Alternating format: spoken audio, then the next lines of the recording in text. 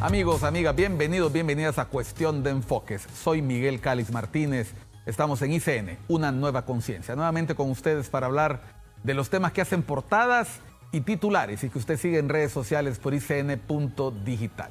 Sobre esos temas hay distintos puntos de vista, opiniones, perspectivas, enfoques. Hoy nos acompaña el enfoque del buen amigo, el abogado Raúl Pineda Alvarado, reconocido analista, miembro del Foro Hondureño.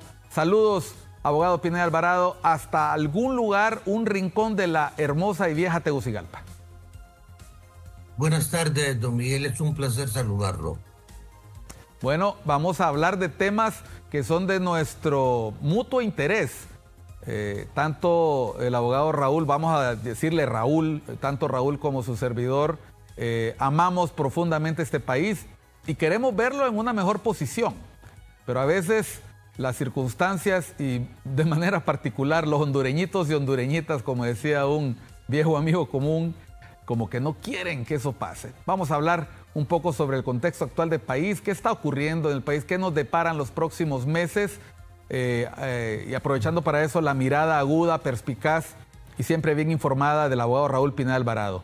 ¿Cómo estamos hoy de 1 a 10, abogado? Pues depende el área del enfoque. En lo económico, muy mal. El gobierno se jacta de que tenemos un crecimiento de 3.5, pero se le olvida que durante el gobierno de Juan Alberto Melgar estuvimos a 7.7 y se ha puesto a hacer abuso de las reservas del país para cubrir el gasto corriente. La exportación ha bajado, la inversión ha bajado, especialmente la inversión extranjera. En lo político, lo que hay es incertidumbre, nubarrones que nos permiten avisorar la posibilidad real de un proceso electoral violento, poco democrático, y sería muy condescendiente darle un 5 a la situación del país, que no es culpa exclusiva del gobierno. También los hondureñitos, como usted ha referido, que aspiramos no solamente a un cambio de gobierno, sino a un cambio de estilo de gobierno. No queremos cambiar algunos de nuestros antivalores ni de nuestros paradigmas equivocados. Se nos ha enseñado que Honduras es un país rico.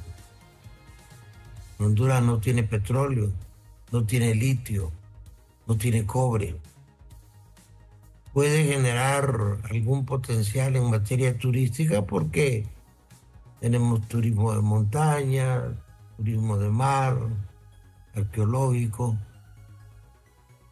Pero los hondureños podemos sacar adelante este país. Recién esta semana estuve en la ciudad de Guatemala. Me sorprendió la limpieza de la ciudad. Me sorprendió que prácticamente han hecho desaparecer la policía uniformada y hoy los policías andan de civil para un trabajo más efectivo. Mujeres de buena presencia están dirigiendo el tránsito. Cuando llegamos a la aduana de Honduras no había sistema, bájese del carro. En las otras dos aduanas, con un celular, el empleado, sin que nos bajáramos del vehículo, nos atendió amablemente. Y percibí el orgullo de algunos salvadoreños y de algunos guatemaltecos de la situación de desarrollo en que está su ciudad, por lo menos capital. Interesante ver que ese Transmetro funciona muy bien en Guatemala. En Honduras lo que tenemos es un monumento a la corrupción. Yo creo que al país le falta liderazgo para operar los cambios políticos, económicos, educativos que requiere los nuevos retos y las nuevas realidades en procesos totalmente inéditos. Estas elecciones que vienen, para citar un ejemplo, van a ser totalmente diferentes de las otras. Van a haber factores de intervención de los chinos, cubanos, venezolanos, iraníes y los norteamericanos, por otro lado, que van a mover sus piezas para, para sus propósitos. Abogado, cuando mencionábamos lo político, lo económico, percibí en algún momento la aceptación de que hay algunos factores estructurales que serían complicados para cualquier gobierno. Es decir, son herencia de años de corrupción, de pobreza, de inequidad.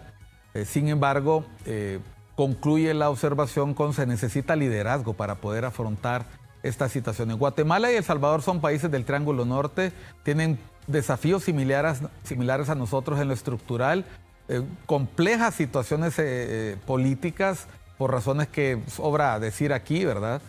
Guatemala recientemente tuvo un proceso electoral muy complicado para que el señor Bernardo Arévalo se sentara en la silla. Todavía tiene retos importantes para poder generar esa confianza que permita avanzar al país, también producto de algunos casos estructurales y en otros por la misma decisión de su gobierno. Y no digamos en El Salvador, que acaba de pasar por un proceso electoral donde el presidente Bukele arrasó con rivales, pero no solo con rivales, también ha arrasado con otra serie de condiciones en el caso de El Salvador que preocupan a propios y extraños, pero que, ojo, aceptadas por la población, que está dispuesta a ceder y hacer concesiones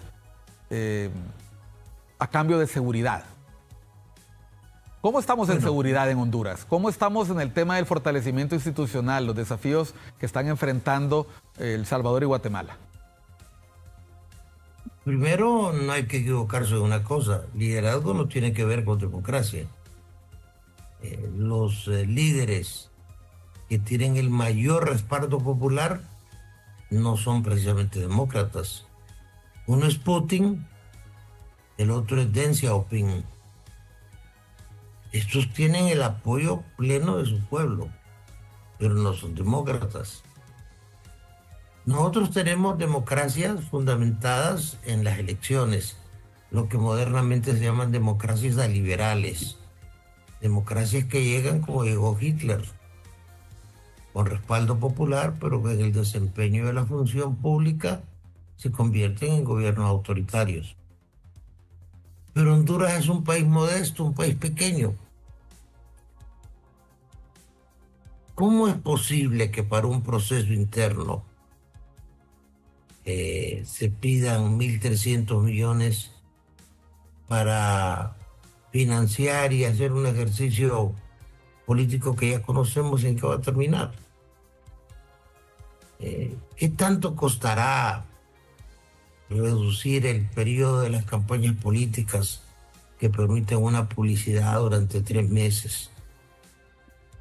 ¿O sacar a los partidos políticos de las mesas electorales para que los procesos sean más transparentes? Eso lo que quiere es decisión y acuerdos. Pero el hondureño no quiere hacer ejercicio pleno de su ciudadanía. Sí, El Salvador tiene conflictos, Guatemala también, pero vienen del ejercicio del pueblo de lo que cree que son sus derechos. En Honduras, mientras vivamos en el letargo, las cosas no van a caminar. Y le voy a citar un ejemplo reciente. Hablaba con un aspirante presidencial y le decía, ustedes van a tener problemas en el Consejo Electoral. Ahí los van a querer parar. Entonces me dice él, no, vamos a la calle. Ustedes no son para la calle. La calle la puede manejar libre, la puede manejar Jorge Cálix. Tampoco es conveniente ir a la calle. Deberían ser procesos de alternancia como lo señala la Constitución, pacíficos, tranquilos, igualitarios. Pero esa tendencia a la maldad del ser humano de que hablaba tanto Maquiavelo y que recogió en su pensamiento también Sun Tzu, que hace que la gran amenaza para la humanidad sea la misma humanidad, hace que una minoría quiera oprimir siempre a una mayoría. Que la izquierda en el poder se comporte como la derecha.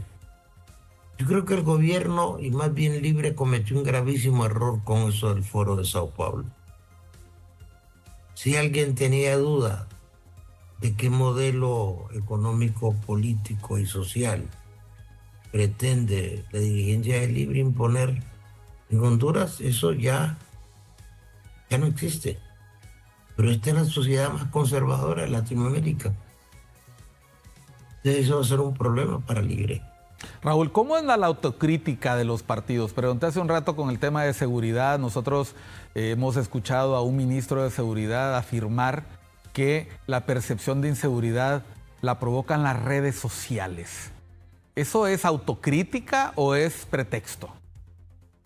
No, es un pretexto repetido. Yo era diputado cuando llegó el ministro de Seguridad, don Álvaro Romero Salgado, un buen hombre, y dijo, eso de la inseguridad es falsa percepción. Y usted va a ver en los últimos 3 gobiernos que siempre aparece un director de policía diciendo, no, hemos reducido, hemos bajado en base a los índices de lo que nosotros llamamos cartografía criminal. Y aparentemente todo está bien, pero es el mismo discurso. Porque se han cometido errores gravísimos. El tema de la seguridad material es un tema que tienen que manejar los criminólogos. Los criminólogos son los que estudian el delincuente, el delito, la pena. Luego le hemos dado a la policía esa responsabilidad. La policía no puede estar en la mente de una persona que decide perpetrar un ilícito. Y luego el gran problema que se tiene con los que viven de los derechos humanos. Yo creo fervorosamente en los derechos humanos para los humanos. Pero un tipo que viola a un niño de 4 años y lo hace pedazos con un machete, ya ese tipo está renunciando prácticamente a su condición de humano y a sus derechos, y debe ser tratado como se tratan los delincuentes. Mientras usted haga de la lucha contra la criminalidad una suerte de populismo penal, mientras se chantajea a la sociedad en base al miedo que desempeña la delincuencia, las cosas no van a caminar. Entonces estamos viviendo, o estamos muy cerca de vivir, un régimen de autodefensa donde usted tiene que cuidarse solo, como el hombre de las cavernas. Y eso es malo, ¿por qué? Porque le aleja la inversión. Un técnico que viene del extranjero, cuando viene a Honduras, su seguro es tremendamente elevado. Así va a países como Uruguay. Usted se ve restringido en la movilización y en el ejercicio de sus derechos por errores que se cometieron, la militarización de la policía, el creer que en ese fetichismo penal de que subiendo penas y haciendo más cárcel la cosa va a mejorar. No, la solución a un problema de criminalidad es una eficaz política social. Simplemente eso. Hay cosas que se pueden hacer, que se hacían antes. Organizar la población, los cabos cantonales, los alcaldes auxiliares representaban autoridad estatal hasta en el último rincón de Honduras. Y por sobre todo hacer los cambios estructurales, los comedores populares, que ahorita lo está implementando México, donde el pollo, arroz, espaguetis, 3 veces por semana son regalados en las zonas de alta depresión económica. Se pueden hacer muchísimas cosas, pero se requiere que alguien conozca el tema. Si usted trae, por ejemplo, a un hombre como Alberto Binder, usted resuelve el problema de la delincuencia con reducción drástica de los delitos en un año. Es decir, el problema de Honduras no son los homicidios. El problema más grande de Honduras es la extorsión. La extorsión afecta a todo el mundo, aún al honrado. El narcomenudeo afecta al que voluntariamente va a comprar droga. A nadie obligan a comprar droga. Entonces usted, dentro de su política criminal, define, ¿voy a combatir el narcomenudeo o voy a combatir a los extorsionadores? Pudiéramos hablar mucho de este tema, pero creo que no es el tiempo ni la ocasión, aunque sí tengo que hacer una referencia. El cambio debe llegar a los medios de comunicación. Estos programas deben cambiar. Tenemos 12 programas de foros donde nos estamos rotando los supuestos analistas para hablar de lo mismo. Sin embargo, yo vi con usted un programa que no pude resistir dejar de verlo, que se refería al tema del cambio climático y daba temas interesantes, por ejemplo, por qué los ciclones llevan nombres masculinos, por qué el esfuerzo ahora de ponerles nombres femeninos. Eso es fascinante. Yo creo que estos programas deberían ser para eso. ¿Por qué? Porque solo los políticos creen que estos programas generan cambios. Yo tengo amigos que aburren en la televisión, se sobreexponen porque creen que de ahí los van a llamar y les van a decir, usted va a ser nuestro próximo presidente. Y yo aprovecho la ocasión primero para felicitarlo por esa idea y decirle que hay que variar la cosa, porque si usted ve un programa esta mañana, se lo va a recetar en el informativo estelar en la noche y vamos a estar en lo mismo y en una actitud morbosa, porque ahora el programa de más audiencia es donde más se insulta, donde más se confronta. Pues tenemos que educar por el necesario papel social educativo que deben tener estos programas. Yo siento que lo que hay es falta de voluntad, falta de conocimiento para resolver problemas graves como pueden ser el problema de la delincuencia o el problema de la inversión que hace ese montón de hondureños que están en el extranjero. ¿Cuántas empresas traen a Honduras para que desarrollen nuestro país, nuestro pobre país? Porque, insisto, Honduras no es cierto que es un país rico. Aquí le vendemos óxido férrico por centavos a los chinos y nos destruyen las pocas carreteras que tenemos. Tampoco es cierto que los chinos regalan el dinero. Prestaron dinero a África y se han quedado con la mayor parte de los puertos de África. Básicamente, lo que se quiere son consensos reflexivos, consensos informados, donde puedan reunirse las fuerzas políticas y coincidir en algunos puntos. Eso es democracia, porque la democracia es buscar la dignidad de la gente. Una democracia que no me da educación, que no me da seguridad y que no me permite comer, a mí no me interesa.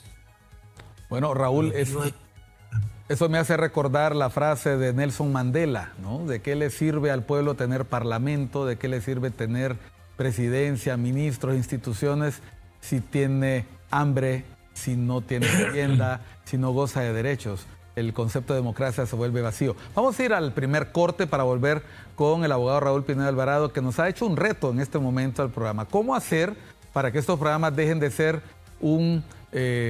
la desembocadura de un montón de ideas que van a ningún lado? Porque al final yo no tengo la menor duda de que las personas que invitamos a los foros como el abogado Raúl Pineda Alvarado. Yo he estado en esa silla también. Llevamos con la mejor de las intenciones. Alguna gente se quiere hacer autopromoción, yo estoy de acuerdo eso con Raúl, y esperar que lo llamen, pero realmente muchas veces uno expresa su opinión con la intención de que alguien entienda mejor un concepto, se le aclare una duda, pero ¿están tomando nota los tomadores de decisión de las buenas ideas que se dicen en un foro, o están más pendientes de la mención de fulanito o sutanito para después atacarnos en redes sociales? Vamos a unos mensajes y ya volvemos en Cuestión de Enfoques con el abogado Raúl Pineda Alvarado. Vamos a reenfocar el segundo segmento para precisamente hacer lo que el abogado Raúl Pineda Alvarado nos ha sugerido y retado. ¿Cómo hacer para brindar información útil? ¿Cómo hacer periodismo de propuesta? Ya volvemos.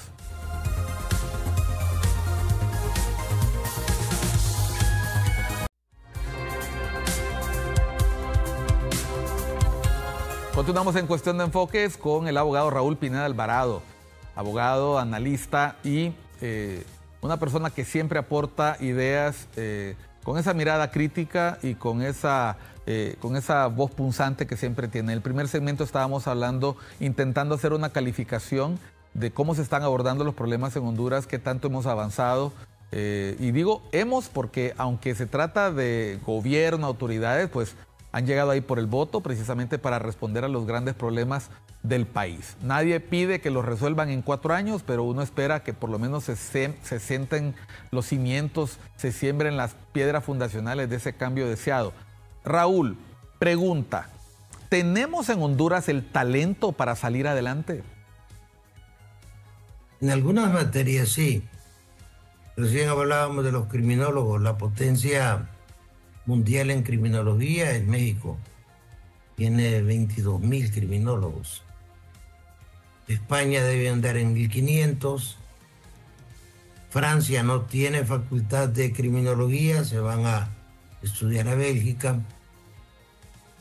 Lo del malinchismo de que hablábamos, cierto, nos gusta quemarle incienso a todo lo extranjero. Pero sí hay gente aquí con la competencia como para resolver algunos problemas, con la ventaja que no lo van a hacer con la frialdad del técnico que va a estar un par de años en Honduras y después regresa a su país. Yo creo que el gran problema de este gobierno es la idolatría del evento electoral. El gobierno no está gobernando, el gobierno está preparando el terreno para la próxima elección. Por esa tendencia antidemocrática de no querer ceder el poder. Miraba ayer el presupuesto del Poder Judicial. El Poder Judicial gasta 155 millones de lempiras solo en alquilar vehículos para la seguridad del personal del Poder Judicial. ¿Podrá un país como Honduras, donde no hay medicinas en los hospitales, donde dicen que hay 13.000 escuelas deterioradas, hacer ese tipo de gastos?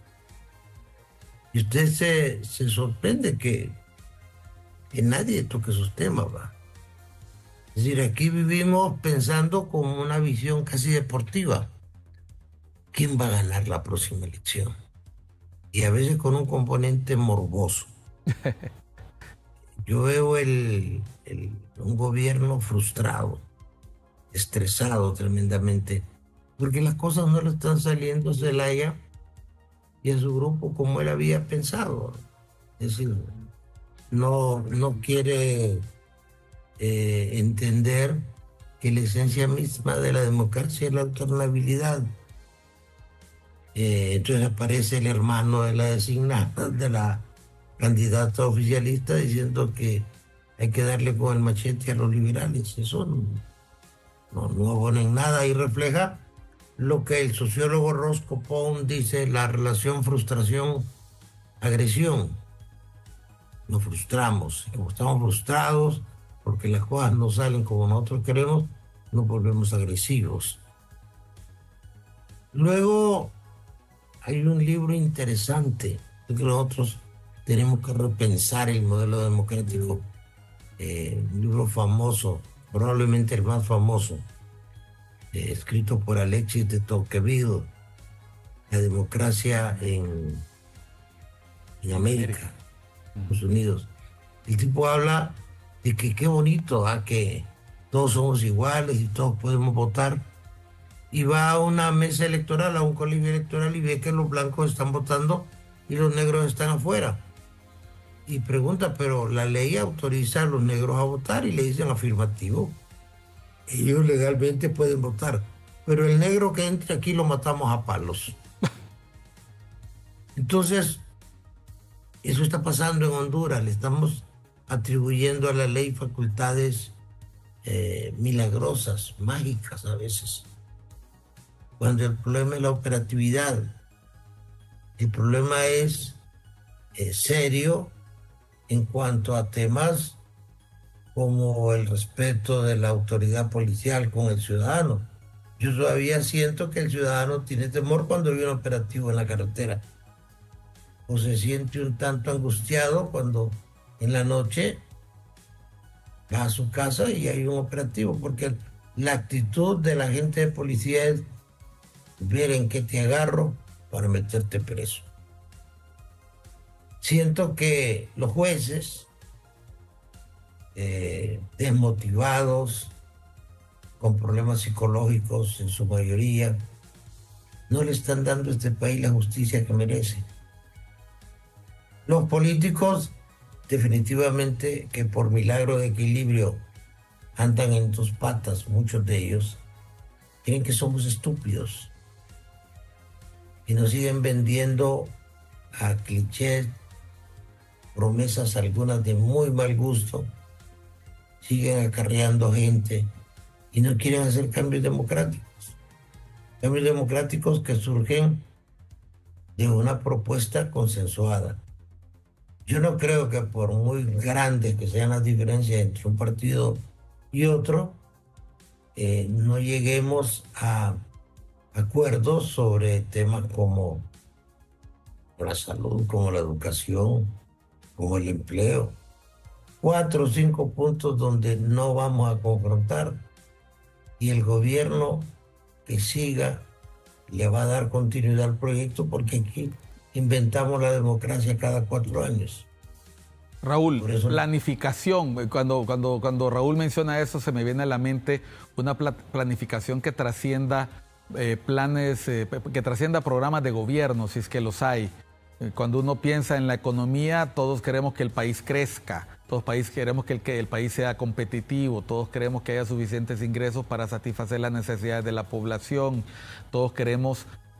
¿por qué si todos los hondureños tenemos los mismos objetivos y todos los partidos en sus idearios hablan del desarrollo, el progreso de Honduras, ¿por qué cuesta tanto ponerse de acuerdo en 3, 4 objetivos esenciales?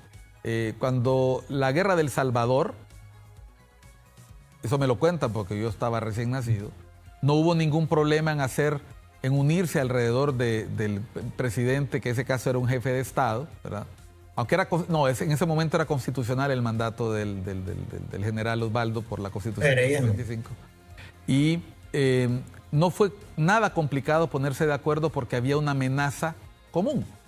Cuando pasó la COVID, yo pensé que eso iba a ocurrir. Era la amenaza más parecida a una guerra que habíamos vivido. Y yo me imaginé a la población unida alrededor de un propósito, y sí sentí que algunos partidos bajaron un poco la guardia y se dieron cuenta que era importante. Incluso recuerdo a los médicos y los maestros dando un paso hacia atrás para bajar la conflictividad, porque en ese momento lo importante era salvar al país, era salvar a la población de la pandemia. ¿Acaso no es la pobreza? ¿Acaso no es la inequidad? ¿Acaso no es la situación de insalubridad, de falta de educación, objetivos suficientes para unir a la población hondureña, o pueden más los egos personales? Y antes de pedir esa pregunta, ¿cómo es posible, y aquí lo voy a decir para que la gente vea el absurdo, cómo es posible que mientras Francia cierra la Isla del Diablo, mientras México cierra las Islas Marías, mientras los norteamericanos cerraron Alcatraz en Pelican Island, nosotros estamos pensando en hacer una cárcel en las Islas del Cisne? No es ir en contra del penitenciarismo moderno. Se dice que ante el peligro hasta los animales se unen. Nosotros no seguimos esa máxima porque probablemente tenga un enorme sentido de realidad lo que decía Sun Tzu, lo que decía Maquiavelo. El hombre es Hobbes, el hombre lobo del hombre. En esto no es fácil, ¿por qué? Porque en Honduras hay gente muy buena, pero no participa. Y si no participa, los espacios quedan para los que no son tan buenos. La falta de conocimiento de ciertos temas hace que se cometan ridiculeces o errores tremendos como el de pensar en una cárcel en una isla remota. Primero, no es necesario. Segundo, va a causar mucho daño. En Europa están cerrando las cárceles. Los norteamericanos siguen con sus dos sistemas, el sistema de Nueva York y el sistema de Filadelfia. Pero si usted mira ese sistema es intrínsecamente injusto, porque es un sistema racista.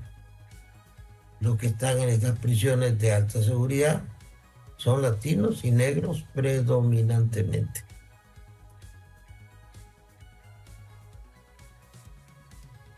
Fundamental. Ese es el populismo final. Yo no creo que vayan a hacer una cárcel en las Islas del Cisne por lo elevado de sus costos. Imagínense llevar a más de 200 kilómetros el arroz, los frijoles, el aceite, lo elemental para sostener a esa gente. Eso no va a funcionar, ni se va a hacer. De hecho, ya vienen las elecciones y seguramente doña Xiomara no va a seguir de presidenta y vamos a reinventar un modelo. Sí hay maneras de reducir la delincuencia y en términos generales la puede reducir al mínimo con una eficiente y adecuada política social. Es decir, si yo tengo que salir a robar para comprar la medicina que necesito para salvar la vida de un hijo, yo no voy a vacilar en eso. Crear oportunidades, pero en el orden inmediato usted puede hacer muchas cosas. Usted se sorprende, casi 3.000 elementos solo para andar cuidando políticos y funcionarios de Estado. No le estoy diciendo, la Corte Suprema gasta 155 millones en alquiler de vehículos para la seguridad de funcionarios y exfuncionarios, porque aquí metieron preso a un montón de gente. Bueno, tal vez no un montón, pero un número significativo de empleados judiciales. Ahí la ley dice que hay que seguirles dando seguridad por 5 años, con lo que implica económicamente eso.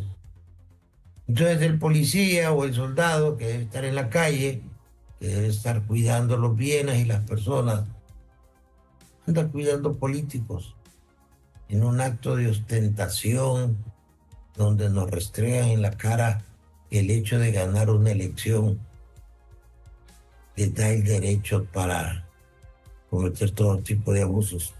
Raúl. Pero nosotros creemos que las cosas van por algún buen camino. Primero, porque aquí va a haber una sacudida social en este proceso electoral. Ahí va a haber un problema de primer nivel. Muchas carreras políticas, la de Mel Zelaya, la de Narrala, llegan a su final. Tendrá que venir una nueva generación. Yo ojalá que esa nueva generación piense de manera diferente y ojalá que la gente buena entienda que debe participar políticamente. Y la gente buena no participa, los huecos se van a seguir llenando por malos o por mediocres en el mejor de los casos. Es interesante lo que está diciendo el abogado Raúl Pineda Alvarado. Por la forma en que están ocurriendo los eventos, él percibe, se atreve a pronosticar, porque eso fue lo que yo entendí en esas palabras, que el nivel de hartazgo puede llevarnos a un cambio más profundo de lo que parece, y el fin de las carreras políticas de varios de los actores principales de la última década va a dar la oportunidad del surgimiento de nuevas figuras. No les llamaré liderazgos hasta no ver sus acciones, pero es interesante porque efectivamente han pasado ya 15 años del golpe de Estado, vamos a llegar a 16 años. Recientemente en el último programa tuvimos aquí a un miembro del Consejo Central Ejecutivo del Partido Liberal, y fue en medio del programa en el que él cayó en cuenta que si, por ejemplo, el Partido Liberal lograra alzarse con el poder el próximo año, la última vez que el Partido Liberal ganó una elección fue hace 20 años. Y es así de rápido que se va el tiempo, y es así de profundo el cambio que necesita el país. Un cambio generacional está a las puertas, y eso es lo que seguramente vamos a seguir hablando en el próximo segmento. ¿Cuáles son las señales de ese cambio generacional? ¿Solo el fin de la vida política de estos caballeros, o también una nueva era donde la inteligencia artificial, donde los cambios tecnológicos, donde nuevos paradigmas que vemos en otros países empiezan a abrirse paso? ¿Será que las redes sociales y este nuevo acceso a la información están llevando al mundo a una transición que sin duda alguna arrastrará a Honduras? De eso vamos a hablar con el abogado Raúl Pineda Alvarado en el tercer segmento. Ya volvemos a Cuestión de Enfoques.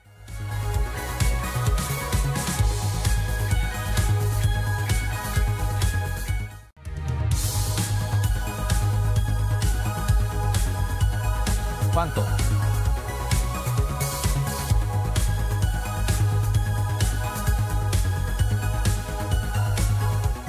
Seguimos en Cuestión de Enfoques. Estamos con el abogado Raúl Pineda Alvarado. Como habíamos anticipado, el reto del abogado Pineda Alvarado está llevándonos hacia temas que pueden ser mucho más interesantes de lo que habíamos pensado. Es muy probable, y aquí creo que ha salido a relucir esa capacidad prospectiva que terminan desarrollando los analistas, que nos aburrimos muchas veces de hablar del presente y empezamos a pensar por dónde se puede mover el país, por dónde se puede mover la política nacional e internacional. Y concluimos en el segmento anterior, estábamos hablando de la cárcel y cómo para viejos problemas o problemas actuales se están planteando soluciones que ya son caducas o ya no tienen sentido en el tiempo moderno. Cuando el planeta se está hablando de nuevas formas de integrar y resocializar, nosotros estamos enfrentando graves problemas de criminalidad y queremos darle las soluciones del viejo oeste o de Papillón, por decir un ejemplo de los libros. Hoy Honduras se enfrenta a un proceso electoral, y hemos terminado hablando del proceso electoral porque todo el mundo tiene ansiedad de que llegue el próximo año y poder apoyar un poquito a esta idea de cambio. Y lo que nos llama la atención es que estamos posiblemente ante un cambio generacional, como mencionaba el abogado Raúl Pineda Alvarado. La papeleta tendrá seguramente a la abogada Rixi Moncada, que es una mujer que nació en el año 64, 65, tengo entendido. Tendrá posiblemente a Nasri Asfura, que es una persona que nació en los años 50, ¿verdad? Tendremos en el Partido Liberal, ni idea, pero en caso de que se concrete la candidatura en Narrala, estamos hablando de una persona que también nació en los 50, y en caso de que fuera Jorge Calix, estamos hablando de una persona que nació en los años 80. O sea, ya no estamos hablando de una persona, estamos hablando de que si se diera un resultado electoral, vamos a confirmar el dominio de una generación, pero también la salida del escenario de personas nacidas en los años 50, que ese es un detalle importante. Raúl. Es interesante ver lo acelerado y lo profundo de los cambios. Los abogados somos los más golpeados en esto. Porque se habla de neurociencias. Probablemente los jueces en el futuro sean biólogos farmacéuticos, porque ya se probó que ciertas hormonas secretadas en el cerebro son las que determinan nuestra conducta. Luego el gran problema que se le plantea a los que sufran de analfabetismo digital. Hoy los juicios se van a llevar a través de medios digitales, no va a ser necesario ir a audiencias.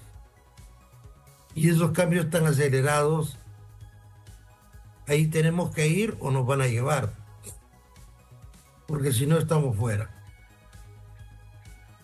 Esa generación de jóvenes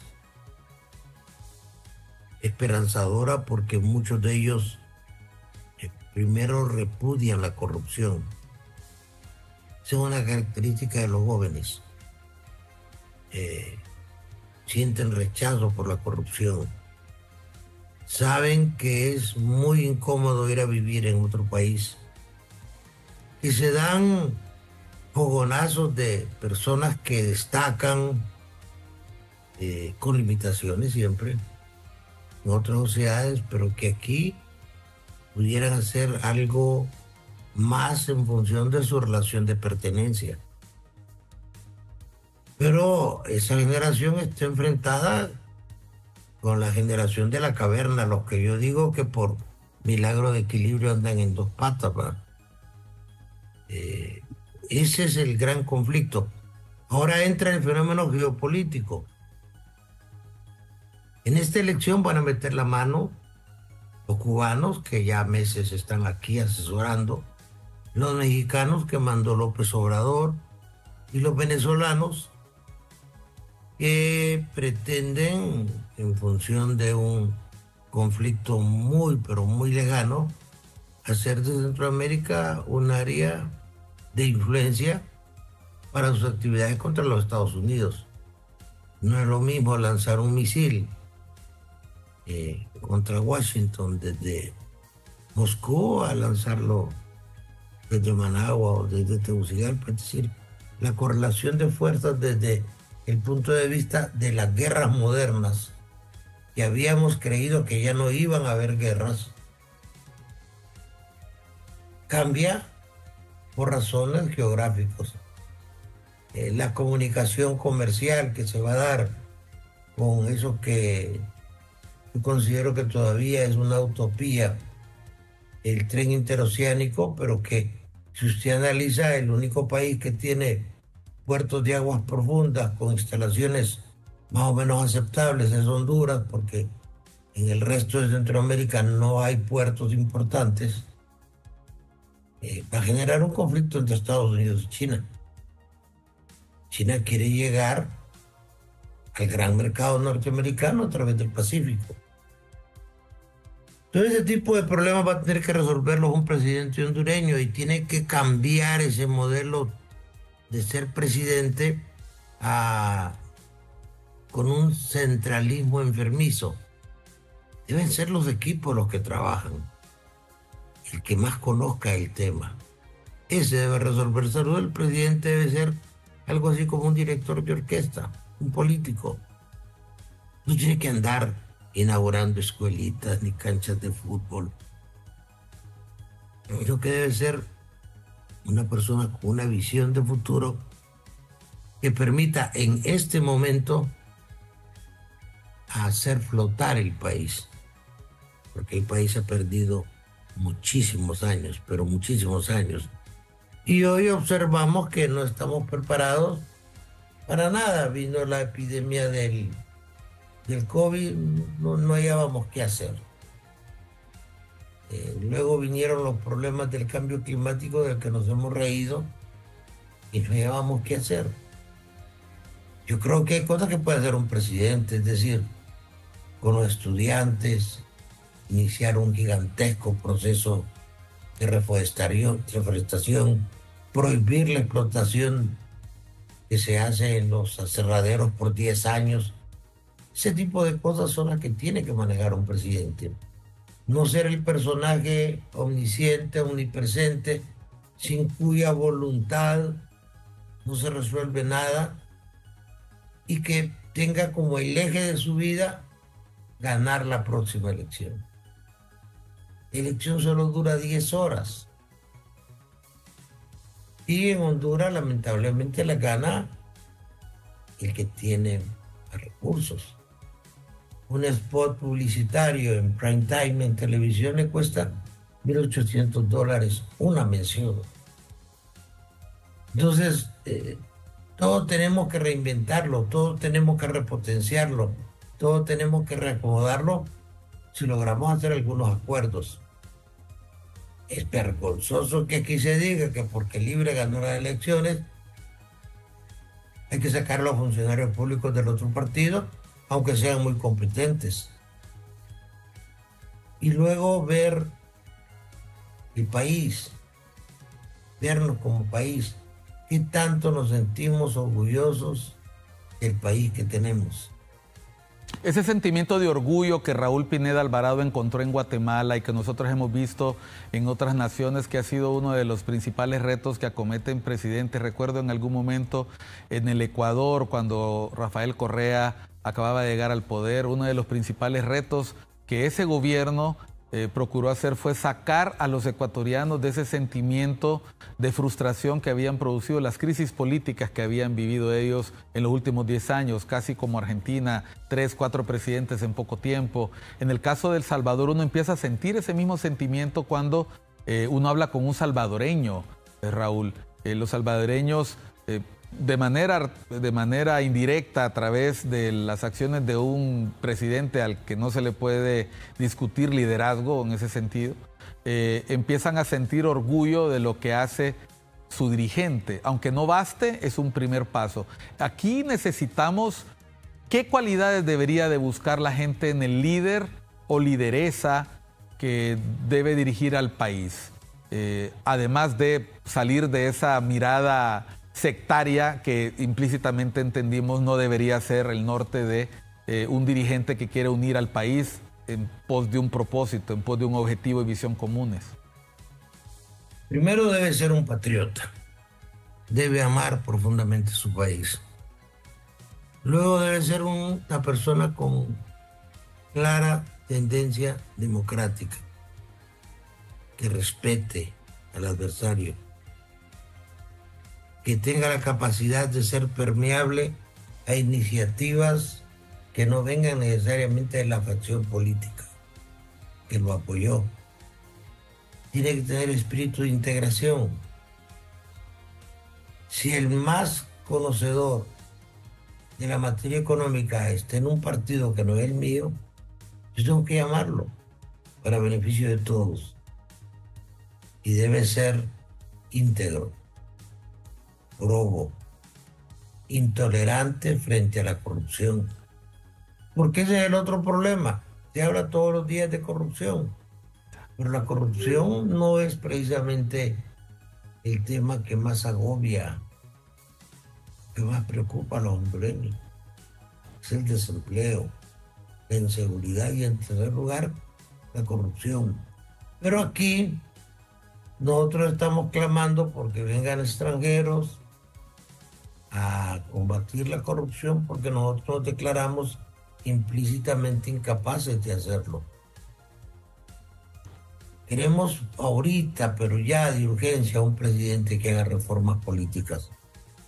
En 4 años usted no puede hacer nada. Es decir, necesita o permitir la reelección o ampliar el periodo presidencial sin que eso beneficie al que toma la decisión. No podemos gobernar para la galería.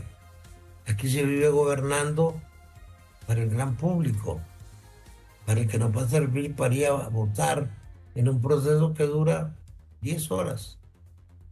Y ahí se define el destino de un país. Y por ese orden de ideas pudiera darle algunas cualidades, pero dejémoslos en ese acervo mínimo que permita que los presidentes y las presidentas ya no sean figuras tragicómicas, que estén pensando en crear liderazgos a los que nunca van a tener acceso.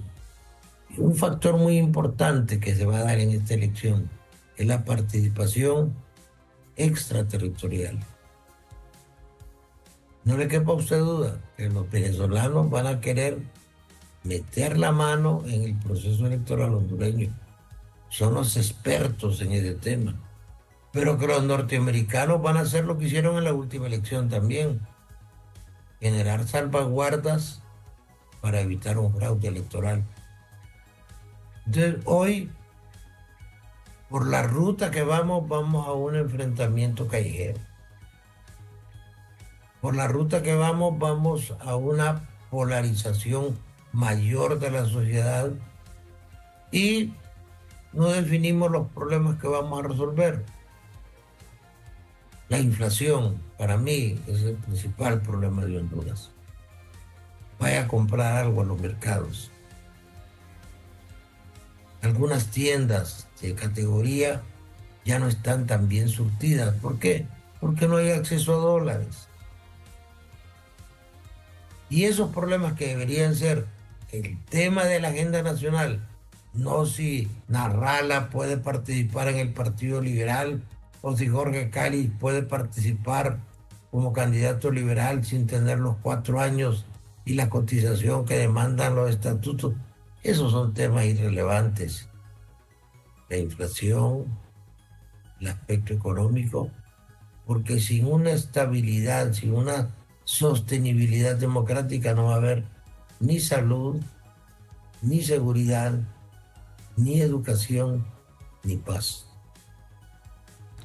Resolviendo todo eso, también se supera el reto de la migración irregular, se supera también la inseguridad en los barrios y colonias, se supera también la falta de estima del hondureño, una persona que no come. Miguel, es interesante.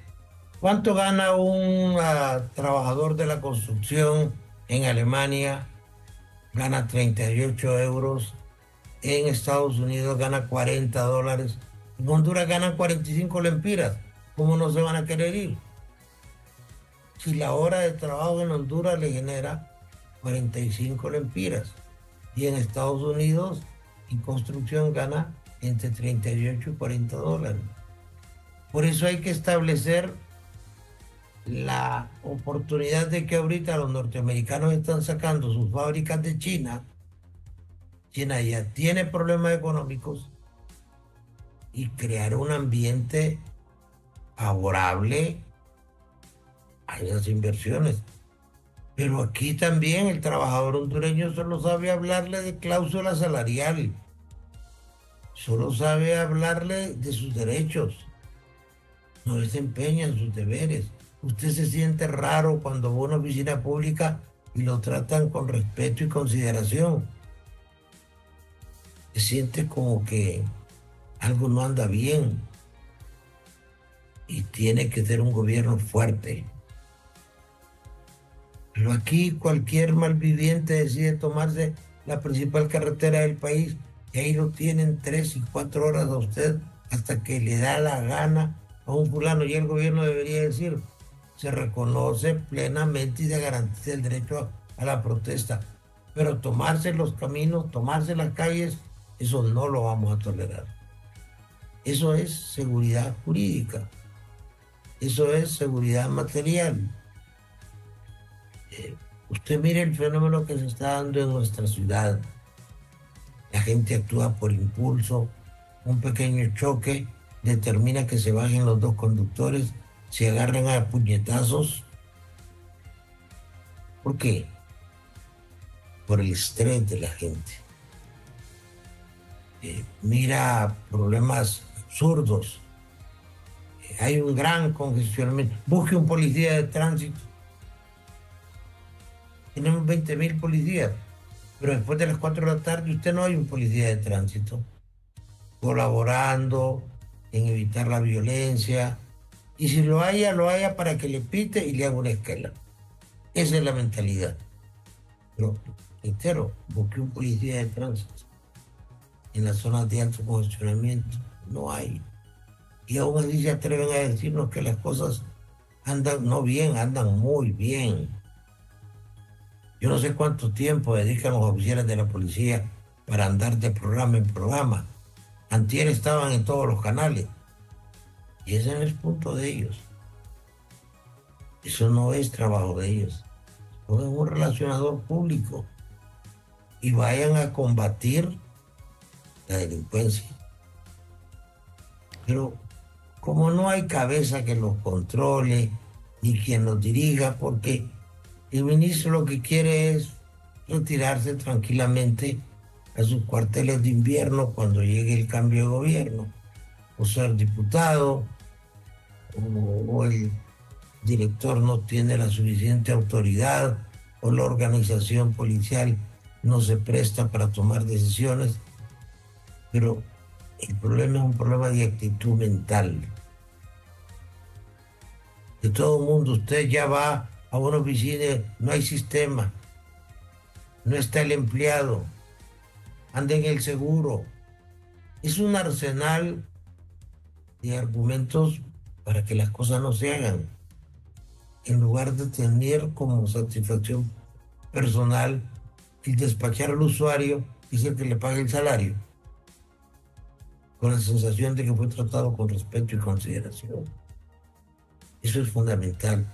La actitud del hondureño no se trata solo de echarle la culpa al gobierno, sino nosotros tenemos que ser los iniciadores del cambio.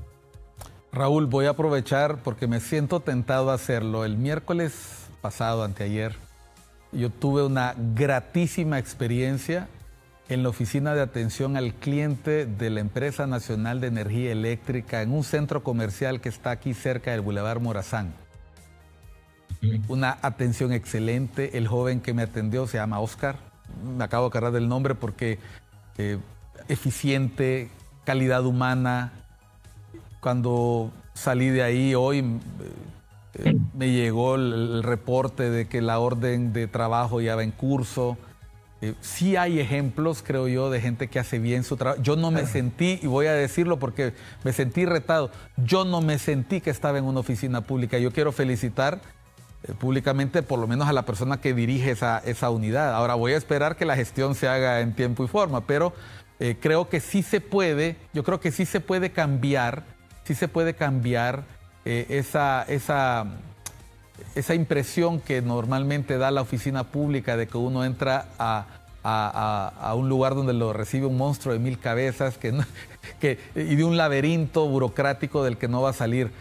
Aunque digo, espero todavía la gestión, pero creo que también es digno de valorar. Y lo menciono, espero que esto no le traiga problemas al joven, ¿verdad? Pero realmente creo que una persona que cumple bien su trabajo y devuelve con atención eficiente esos impuestos que nosotros pagamos, que no pagamos poco por la energía eléctrica, por cierto, creo que se merece todo el reconocimiento. Yo creo que por ahí, por esos pequeños ejemplos, empieza el hondureñito y la hondureñita a cambiar actitud. Podemos ser el empleado público que no se porta como todos los empleados públicos de antes. Se puede ser el político que no se porta como todos los políticos de antes, y se puede ser el analista, como lo ha hecho hoy Raúl Pineda Alvarado, que no hace lo que todos los analistas hacen. Hoy Raúl ha dado ideas, ha dicho qué tipo de liderazgo necesitamos, ha dicho cómo se pueden priorizar los problemas, ha sugerido busquemos expertos que nos transfieran conocimiento, busquemos a todos esos hondureños, como lo hizo en algún momento Pakistán, que mandó a toda su gente a estudiar fuera y la trajo de vuelta, y ha mejorado muchísimo su calidad, su productividad, aprovechar las oportunidades. Lo que otros países dejan ir, Honduras lo puede traer siempre que sea bueno, siempre que sea positivo para el país, Raúl. Palabras finales. ¿Sabe, Miguel?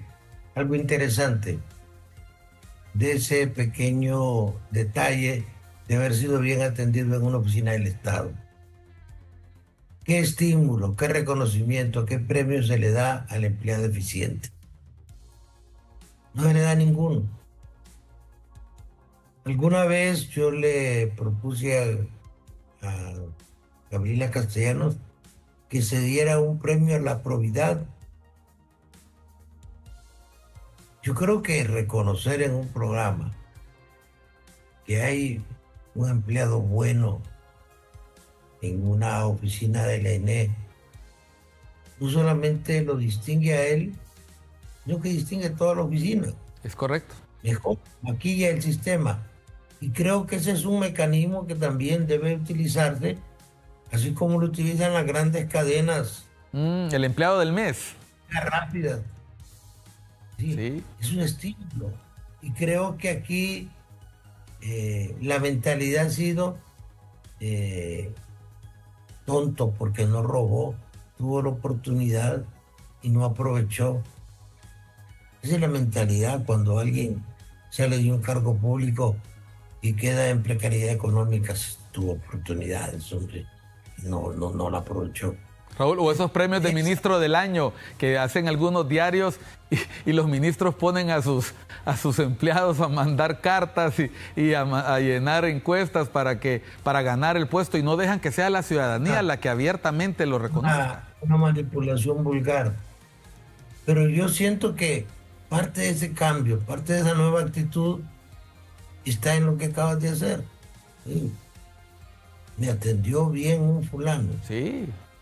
Siento que él y sus compañeros y su jefe deben sentirse orgullosos porque él como individuo representa el departamento, representa la oficina. Entonces, una nueva actitud nuestra. Mira, el otro día fui a hacer un trámite a la policía y el oficial que me acompañaba vio que estaba una colilla de cigarro en el parqueo. ¿La recogió? Y la recogió. No se me olvidaba esa actitud de él en cuanto a su pulcritud y en cuanto a entender que es una persona que está para servir. Lamentablemente ese es muy, muy raro encontrar a un funcionario. Pero no hay que desistir, esto es como la búsqueda de la cura del cáncer, probablemente nunca se halle, pero nunca hay que dejar de buscarlo. Hay que buscar la probidad, hay que buscar la eficiencia, hay que dedicarse al estudio, porque los cambios que vienen, que ya están aquí, son cambios demasiado acelerados que el organismo social hondureño no está pudiendo digerir con la rapidez del caso. No podemos seguir siendo un país que vive al borde de la selva. Hay grandes amenazas a la democracia. Tenemos el riesgo del autoritarismo. Si alguien quiere un ejemplo, pues ahí tiene Venezuela. La mayor reserva de petróleo, la mayor reserva de oro, forma parte del triángulo de litio. Sin embargo, dígase lo que se diga, el nivel de vida del venezolano es sumamente bajo. Bueno, ahí está el reto, Raúl. Muchas gracias por acompañarnos en este programa. Tenemos un buen cierre de semana, me gusta. Para hoy viernes tenemos un excelente programa. Creo que quienes hayan seguido el programa se darán cuenta que no ha habido una crítica feroz o con mala intención. Es orientada a señalar riesgos, problemas que tenemos que enfrentar y afrontar todos los hondureños. Se trata del país, la casa común. No hay otro país donde seamos nacionales, hondureños, donde vamos a ser recibidos mejor que en casa. Gracias, Raúl, por la opinión, éxitos y esperamos poder volver a encontrarnos como moderador o invitado o sentados a la par como analistas que ya nos ha tocado alguna vez. Muchas gracias al abogado Raúl Pineda Alvarado. A ustedes, gracias por su atención. Gracias por seguir atentos a la señal de ICN, Una Nueva Conciencia. Soy Miguel Cáliz Martínez. Les invito a seguir con nuestra programación.